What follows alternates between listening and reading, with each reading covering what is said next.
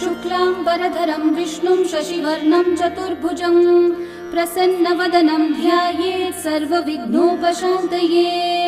व्यासं वसिष्ठनप्तारं शक्तै पौत्रमकल्मषं पराशरात्मजं वन्दे शुकतातं तपोनिधिं। व्यासाय विष्णुरूपाय व्यासरूपाय विष्णवे नमो वै ब्रह्मनिधये वासिष्ठाय नमो नमः। अविकाराय शुद्धाय नित्याय परमात्मने सदैकरूपरूपाय विष्णवे सर्वजिष्णवे। यस्य स्मरणमात्रेण जन्म संसारबन्धनात् विमुच्यते नमस्तस्मै विष्णवे प्रभविष्णवे। ॐ नमो विष्णवे प्रभविष्णवे। श्रीवैशम्पायन उवाच श्रुत्वा धर्मान् शेषेण पावनानि च सर्वशः युधिष्ठिरः शान्तनवं पुनरेवाभ्यभाषत। युधिष्ठिर उवाच किमेकं दैवतं लोके किं वाप्येकं परायणं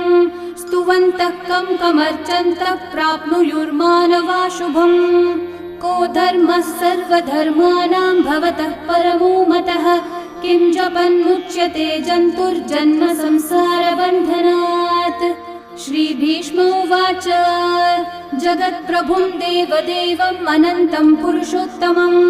स्तुवन्नाम सहस्रेण पुरुषस्तततोत्थितः तमेव चार्चयन् नित्यं भक्त्या पुरुषम् अव्ययम् ध्यायन् स्तुवन्नमस्यं च यजमानस्तमेव च। अनादिनिधनं विष्णुं सर्वलोकमहेश्वरं लोकाध्यक्षं स्तुवन्नित्यं सर्वदुःखातिगो भवेत्। ब्रह्मण्यं सर्वधर्मज्ञं लोकानां कीर्तिवर्धनं लोकनाथं महद्भूतं सर्वभूतभवोद्भवम्। एष मे सर्वधर्माणां धर्मोऽधिकतमो मतः यद्भक्त्या पुण्डरीकाक्षं स्तवैरर्चैर्नरः सदा।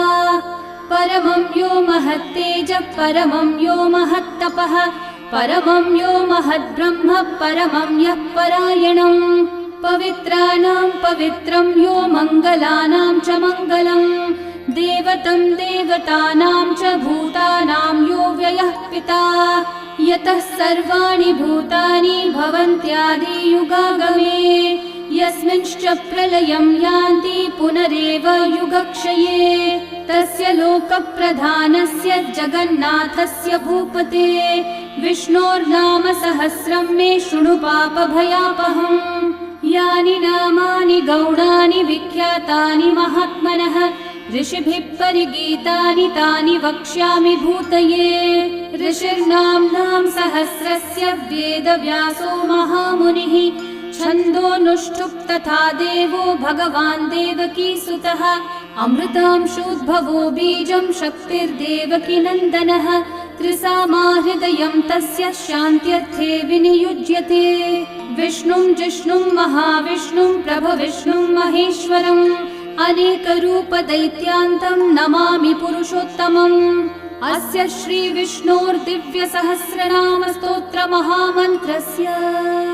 श्रीवेदव्यासो भगवान् ऋषिः अनुष्ठुप्छन्दः श्रीमहाविष्णुः परमात्मा श्रीमन्नारायणो देवता अमृतांशोद्भवो भानुरिति बीजं देवकी नन्दनसृष्टेति शक्तिः उद्भवक्षोभणो देव इति परमो मन्त्रः शङ्खबृन्नन्दकी चक्रीति कीलकम् शार्ङ्गधन्वा गदाधर इति अस्त्रम् रथाङ्गपाणिरक्षोभ्य इति नेत्रम् त्रिसामा सामगः सामेति कवचम्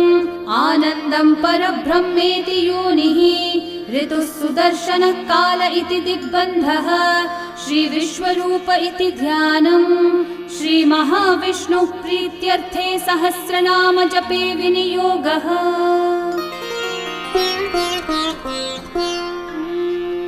ध्यानम् क्षीरोधन्वत् प्रदेशे शुचिमणिविलसत्सैकते मौक्तिकानां माला क्लृप्तासनस्थस्फटिकमणिनिभैर्मौक्तिकैर्मण्डिताङ्गः शुभ्रैरभ्रैरतभ्रैरुपरि विरचितैर्मुक्तपीयूषवर्षैः आनन्देन पुनीयादरिनलिनगदा शङ्खपाणिर्मुकुन्दः भुः पादौ यस्य नाभिर्वियदसुरनिलश्चन्द्रसूर्यौ च नेत्रे कर्णावाशाशिरौ द्योर्मुखमपि दहनो यस्य वास्तेयमब्धिः अन्तस्थं यस्य विश्वं सुरनरखगो भोगि गन्धर्वदैत्यैः चित्रं रं रम्यते तं त्रिभुवनविपुषं विष्णुमीशं नमामि। ॐ नमो भगवते वासुदेवाय। शान्ताकारं भुजगशयनं पद्मनाभं सुरेशं विश्वाधारं गगनसदृशं मेघवर्णं शुभाङ्गं लक्ष्मीकान्तं कमलनयनं योगिहृद्ध्यानगम्यं वन्दे विष्णुं भवभयहरं सर्वलोकैकनाथं मेघश्यामं पीतकौशेयवासं श्रीवत्साङ्कं कौस्तुभोद्भासिताङ्गं पुण्योपेतं पुण्डरीकायताक्षं विष्णुं वन्दे सर्वलोकैकनाथं नमः समस्तभूतानामादिभूताय भूभृते अनेकरूपरूपाय विष्णवे प्रभविष्णवे सशङ्खचक्रं सकिरीटकुण्डलं सपीतवस्त्रं सरसीरुहेक्षणं सहारवक्षस्थलशोभिकौस्तुभं नमामि विष्णुं शिरसा चतुर्भुजं छायायां पारिजातस्य हेमसिंहासनोपरि आसीनमम्बुदश्याममायताक्षम् अलङ्कृतं चन्द्राननं चतुर्बाहुं श्रीवत्साङ्कितवक्षसं रुक्मिणी सत्यभामाभ्यां सहितं कृष्णमाश्रये। ॐ विश्वं विष्णुर्वषट्कारो भूतभव्यभवत्प्रभुः भूतकृद्भूतभृद्भावो भूतात्मा भूतभावनः भूतात्मा परमात्मा च मुक्तानां परमागतिः अव्ययः पुरुषः साक्षी क्षेत्रज्ञोऽक्षर एव च योगो योगविदां नेता प्रधानः पुरुषेश्वरः नारसिंहः वपुः श्रीमान् केशवः पुरुषोत्तमः सर्वः शर्वः शिवस्थाणोर्भूतादिर्निधिरव्ययः सम्भवो भावनो भर्ता प्रभवः प्रभुरीश्वरः स्वयंभू शम्भुरादित्यः पुष्कराक्षो महास्वनः अनादिनिधनो धाता विधाता धातुरुत्तमः अप्रमेयो ऋषिकेशः पद्मनाभोऽमरः प्रभुः विश्वकर्मा मनुस्त्वष्टा स्थविष्ठस्थविरो ध्रुवः अग्राह्यः शाश्वतः कृष्णो लोहिताक्षः प्रतर्दनः प्रभुतस्त्रिककुब्धामः पवित्रं मङ्गलं परम् ईशानः प्राणदः प्राणो ज्येष्ठः श्रेष्ठः प्रजापतिः हिरण्यगर्भो भूगर्भो माधवो मधुसूदनः ईश्वरो विक्रमी धन्वी मेधावी विक्रमक्रमः अनुत्तमो दुराधर्षः कृतज्ञः कृतिरात्मवान् सुरेशः शरणं शर्म विश्वरेतः प्रजाभवः अहः संवत्सरो व्याळः प्रत्ययः सर्वदर्शनः अजः सर्वेश्वरः सिद्धिः सिद्धि सर्वादिरच्युतः वृषा कपिरमेयात्मा सर्वयोगविनिःसृतः वसुर्वसुमना सत्यः समात्मा संवितः समः अमोघः पुण्डरीकाक्षो वृषकर्मा वृषाकृतिः रुद्रो बहुशिरा बभ्रुर्विश्वयोनिः शुचिश्रवाः अमृतः शाश्वतस्थाणुर्वरारोहो महातपाः सर्वगः सर्वविद्भानुः विश्वक्सेनो जनार्दनः वेदो वेदविदव्यङ्गो वेदाङ्गो वेदवित्कविः लोकाध्यक्षः सुराध्यक्षो धर्माध्यक्षः कृताकृतः चतुरात्मा चतुर्व्यूहश्चतुर्दंष्ट्रश्चतुर्भुजः भ्राजिष्णुर्भोजनं भोक्ता सहिष्णुर्जगदादिजः अनघो विजयो जेता विश्वयोनिः पुनर्वसुः उपेन्द्रो वामनः प्रांशुरमोघः शुचिरूर्चितः अतीन्द्रः सङ्ग्रहः सर्गो धृतात्मा नियमो यमः वेद्यो वैद्यः सदा योगी वीरः माधवो मधुः अतीन्द्रियो महामायो महोत्साहो महाबलः महाबुद्धिर्महावीर्यो महाशक्तिर्महाद्युतिः अनिर्देश्य वपुः श्रीमान् अमेयात्मा महाधृतक् महेश्वासो महीभर्ता श्रीनिवासः सतां गतिः अनिरुद्धः सुरानन्दो गोविन्दो गोविदाम्पतिः मरीचिर्दमनोहंसः सुपर्णो भुजगोत्तमः हिरण्यनाभः सुतपः पद्मनाभः प्रजापतिः अमृत्युः सर्वदृक्सिंहः सन्धाता सन्धिमान् स्थिरः अजो दुर्मशनः शास्ता विश्रुतात्मा सुरारिः गुरुर्गुरुतमो धामः सत्यः सत्यः पराक्रमः निमिषो निमिषस्रग्वी वाचस्पतिरुदारधीः अग्रणीर्ग्रामणी श्रीमान् न्यायो नेता समीरणः सहस्रमूर्धा विश्वात्मा सहस्राक्षः सहस्रपात् आवर्तनो निवृत्तात्मा संवृतः सम्प्रमर्दनः अहः संवर्तको वह्निरनिलो धरणीधरः सुप्रसादः प्रसन्नात्मा विश्वदृग्विश्वभुग्विभुः सत्कर्ता सत्कृतः साधुर्जन्मुर्नारायणो नरः असंख्येयो प्रमेयात्मा विशिष्टः शिष्टकृच्छुचिः सिद्धार्थः सिद्धसङ्कल्पः सिद्धिदः सिद्धिसाधनः वृषाही वृषभो विष्णुर्वृषपर्वा वृषोदरः वर्धनो वर्धमानश्च विविक्तः श्रुतिसागरः सुभुजो दुर्धरो वाग्मी महेन्द्रो वसुदो वसुः नैकरूपो बृहद्रूपः शिपिविष्टप्रकाशनः ओजस्तेजोद्युतिधरः प्रकाशात्मा प्रतापनः ऋद्धस्पष्टाक्षरो मन्त्रश्चन्द्रांशूर्भास्करद्युतिः अमृतांशूद्भवो भानुः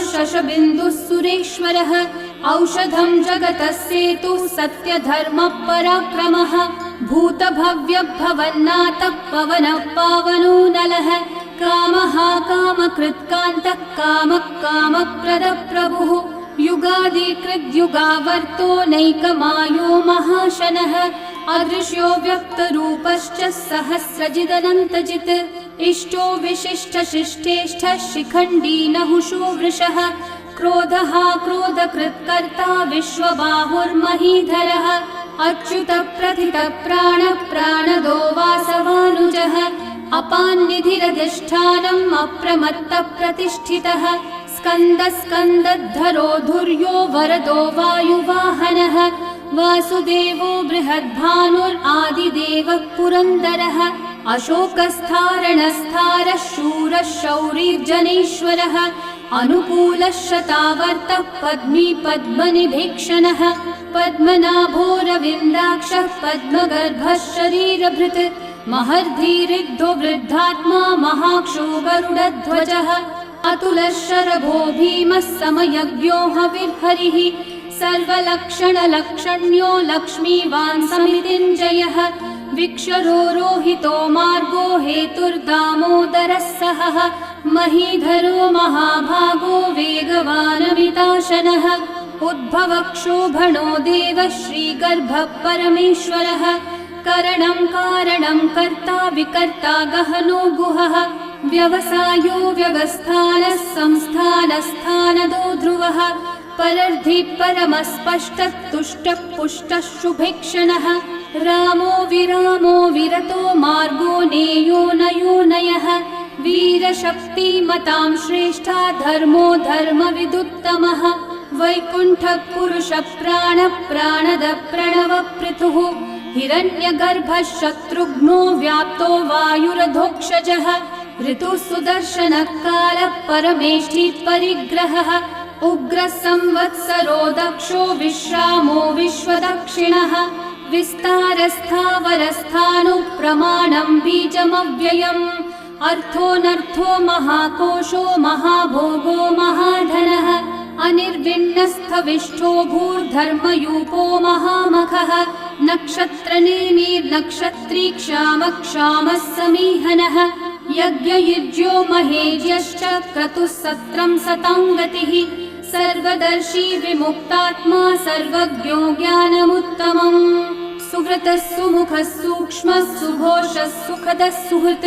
मनोहरो जितक्रोधो वीरबाहुर्विदारणः स्वापनः स्ववशो व्यापी नैकात्मा नैककर्मकृत्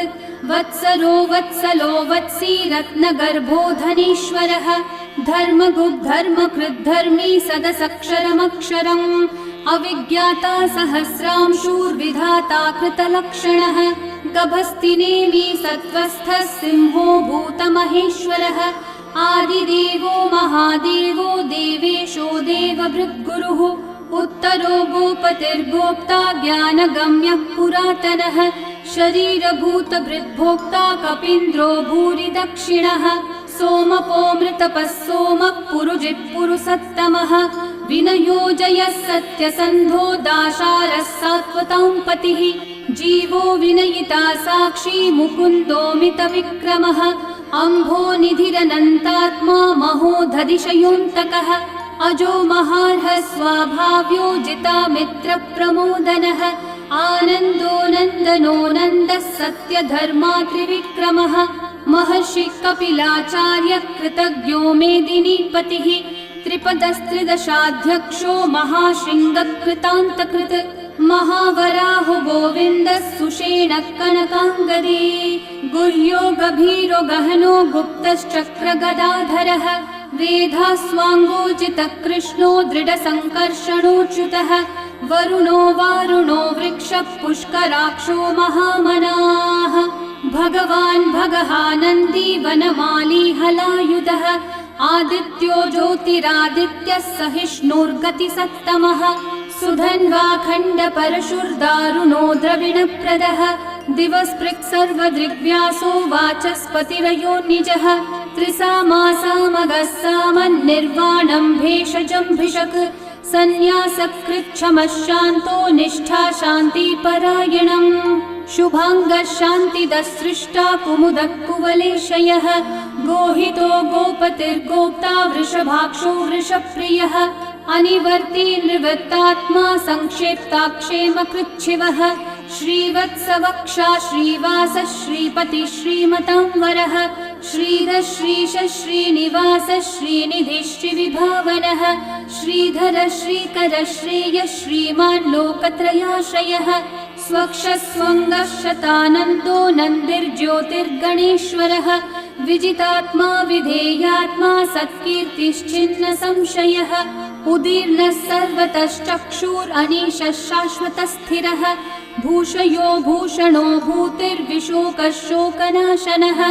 अर्चिष्मान् अर्चितः कुम्भो विशुद्धात्मा विशोधनः अनिरुद्धो प्रतिरथ प्रद्युम्नोमितविक्रमः कालनेमी निहावीरः शौरी शूरजनेश्वरः त्रिलोकात्मा त्रिलोकेशः केशवः केशिहा हरिः कामदेवः कामपालः कामिकान्तकृतागमः अनिर्देश्य वपुर्विष्णु वीरोऽनन्तो धनञ्जयः ब्रह्मण्यो ब्रह्मकृद् ब्रह्मा ब्रह्म ब्रह्मविवर्धनः ब्रह्मविद् ब्राह्मणो ब्रह्मी ब्रह्मज्ञो ब्राह्मणप्रियः महाकर्मो महाकर्मा महातेजा महोरगः महाक्रतुर्महायज्वा महायज्ञो महाहविः स्तव्यस्तव प्रियस्तोत्रं स्तुतिस्तोतारणप्रियः पूर्णपूरयिता पुण्यकीर्तिरणामयः मनोजवस्तीर्थकरो वसुरेता वसुप्रदः वसुप्रदो वासुदेवो वसुर्वसुमनाहविः सद्गति सत्कृति सत्ता सद्भूति सत्परायणः शूरसेनो यदुश्रेष्ठः सन्निवासः सुयामुनः भूता वासो वासुदेवः सर्वासु निलयो नलः दर्पः दर्पदो दृप्तो दुर्धरोऽथा पराजितः विश्वमूर्तिर्महामूर्तिर्दीप्तमूर्तिरमूर्तिमान् अनेकमूर्तिरव्यक्तः शतमूर्तिः शताननः एकोनैकः स वः किं यतत्पदमनुत्तमम् लोकबन्धुर्लोकनाथो माधवो भक्तवत्सलः सुवर्णवर्णो हेमाङ्गो वराङ्गश्चन्दनाङ्गदे वीरः विषमः शून्यो घृताशीरशलश्चलः अमानीमानदो मान्यो लोकस्वामी त्रिलोकधृक् सुमेधा मेधजो धन्यः सत्यमेधाधराधरः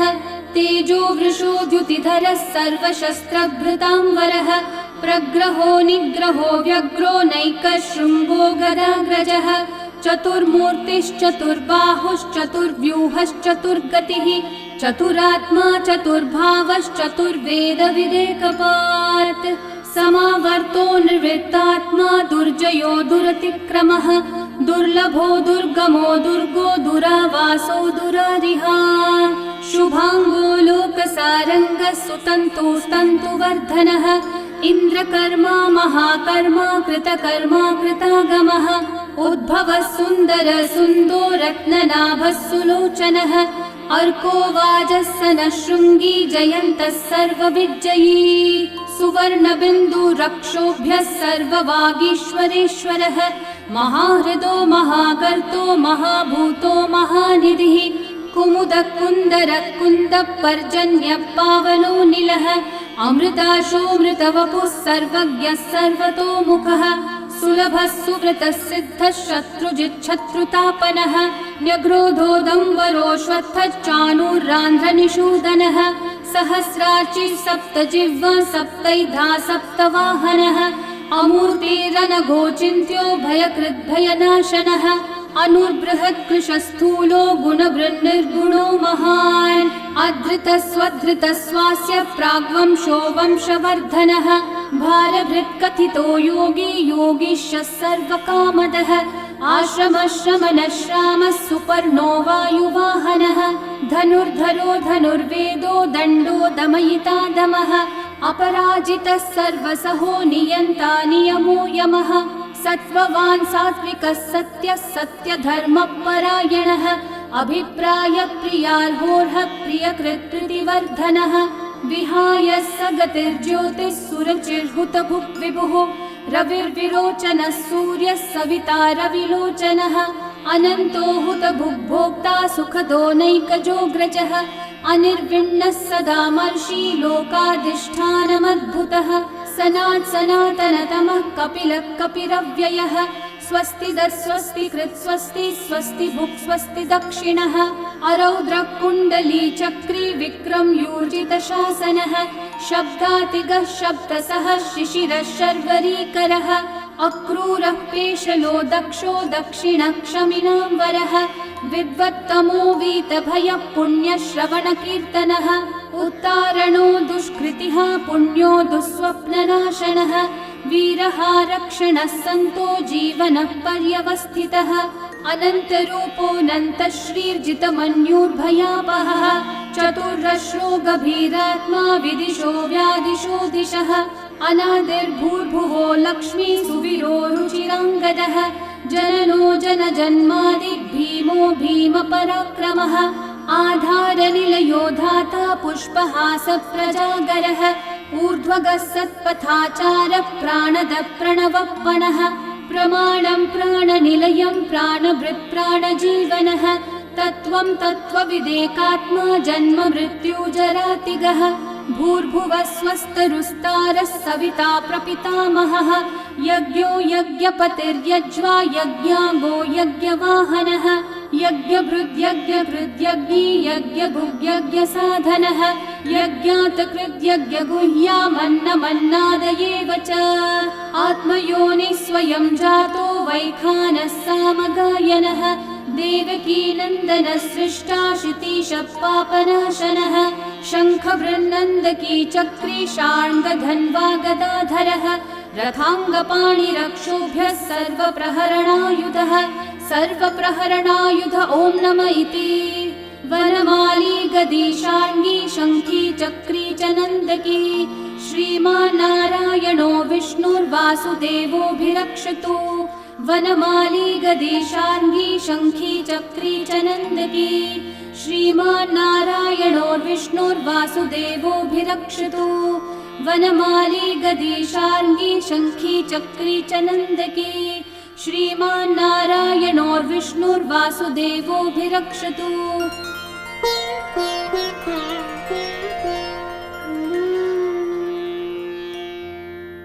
इतीदं कीर्तनीयस्य केशवस्य महात्मनः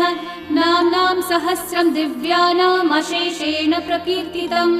य इदं शृणुयान्नित्यं यश्चापि परिकीर्तयेत् नाशुभं प्राप्नुयात् किञ्चित् सोमुत्रेह च मानवः वेदान्तगो ब्राह्मणः स्यात् क्षत्रियो विजयी भवेत् वैश्योधनसमृद्धः स्यात् शूद्रः सुखमवाप्नुयात् धर्मार्थी प्राप्नुयात् धर्मम् अर्थार्थी चार्थमाप्नुयात् कामानवाप्नुयात् कामी प्रजार्थी चाप्नुयात् प्रजाम् भक्तिमान् यः सदोत्थाय शुचिस्तद्गतमानसः सहस्रं वासुदेवस्य नाम्नामेतत् प्रकीर्तये यशः प्राप्नोति विपुलं याति प्राधान्यमेव च अचलां श्रियमाप्नोति श्रेय प्राप्नोत्यनुत्तमम् न भयं क्वचिदाप्नोति वीर्यं तेजश्च विन्दति भवत्यरोगो द्युतिमान् बलरूपगुणान्वितः रोगार्तो मुच्यते रोगात् बद्धो मुच्येत बन्धनात् भयान् मुच्येत भीतस्थो मुच्येतापन्न आपदः दुर्गान्यतितरत्याशु पुरुषः पुरुषोत्तमम् स्तुवन्नाम सहस्रेण नित्यं भक्ति समन्वितः वासुदेवाश्रयो मर्त्यो वासुदेवपरायणः सर्वपापविशुद्धात्मा याति ब्रह्म सनातनम् न वासुदेव भक्तानामशुभं विद्यते क्वचित् जन्म मृत्यु जरा व्याधि भयं नैवोपजायते इमं स्तवमधीयानः श्रद्धा भक्ति समन्वितः युज्येतात्मसुखः शान्ति श्रीधृति स्मृतिकीर्तिभिः न क्रोधो न च मात्सर्यं न लोभो नाशुभा मतिः भवन्ति कृतपुण्यानां भक्तानां पुरुषोत्तमे द्यौसचन्द्रार्कनक्षत्राखं दिशो भूर्महो दधिः वासुदेवस्य वीर्येण विदतानि महात्मनः ससुरासुरगन्धर्वं सयक्षूरगराक्षसं जगद्वशे वर्ततेदं कृष्णस्य सचराचरम् इन्द्रियाणि मनोबुद्धिः सत्त्वं तेजो बलं द्युतिः वासुदेवात्मकन्याहुः क्षेत्रं क्षेत्रज्ञ एव च सर्वागमानामाचार प्रथमं परिकल्पते आचार प्रभवो धर्मो धर्मस्य प्रभुरच्युतः ऋषयः पितरो देवा महाभूतानि धातवः जङ्गमाजङ्गमं चेदं जगन्नारायणोद्भवम्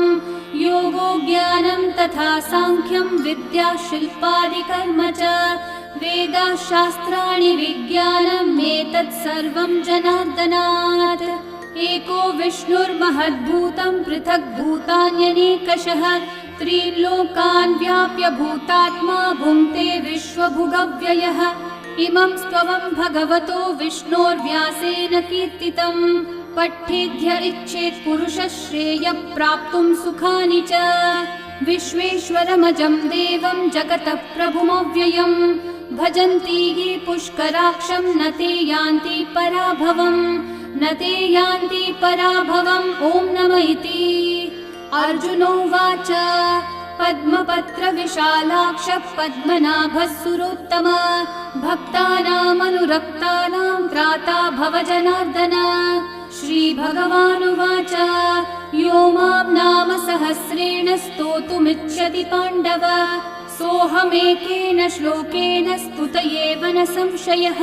स्तुत एव न संशय ॐ नमः इति व्यास उवाच वासनाद् वासुदेवस्य वासितं भुवनत्रयं सर्वभूतनिवासोऽसि वासुदेव नमोऽस्तु ते श्रीवासुदेव नमोऽस्तु ॐ नमः इति पार्वत्योवाच केनोपायेन लघुना विष्णोर्नाम सहस्रकम् पठ्यते पण्डितेर्नित्यं श्रोतुमिच्छाम्यहं प्रभो ईश्वरोवाच श्रीराम राम रामेति रमे रामे मनोरमे सहस्रनाम तत्तुल्यं राम नाम वरानने श्रीराम राम रामेति रमे रामे मनोरमे सहस्रनाम तत्तुल्यं राम नाम वरानने श्रीराम राम रामेति रमे रामे मनोरमे सहस्रनाम तत्तुल्यं राम नाम वरानने श्रीराम नाम वरानन ॐ नमः इति ब्रह्म उवाच नमोऽस्त्वनन्ताय सहस्रमूर्तये सहस्रपादाक्षि शिरोरुबाहवे सहस्रनाम्ने पुरुषाय शाश्वते सहस्रकोटियुगधारिणे नमः सहस्रकोटियुगधारिण ॐ नम इति। सञ्जय उवाच यत्र योगेश्वर कृष्णो यत्र पार्थो धनुर्धरः तत्र श्रीर्विजयो भूतिर्ध्रुवा नीतिर्मतिर्मम। श्रीभगवानुवाच अनन्याश्चिन्तयन्तो मा ये जनाः पर्युपासते तेषां नित्याभियुक्तानां योगक्षेमं वहाम्यहम्। परित्राणाय साधूनां विनाशाय च दुष्कृतां धर्म संस्थापनार्थाय सम्भवामि युगे युगे। आर्ता विषण्णा शिथिलाश्च भीता घोरेषु च व्याधिषु वर्तमानाः संकीर्त्य नारायण शब्दमात्रं विमुक्तदुःखा सुखिनो भवन्तु। कायेन वाचा मनसैन्द्रियैर्वा बुद्ध्यात्मना वा प्रकृते स्वभावात् करोमि यद्यत् सकलं परस्मै नारायणायेति समर्पयामि। श्रीविष्णु सहस्रनाम स्तोत्रं सम्पूर्णम्।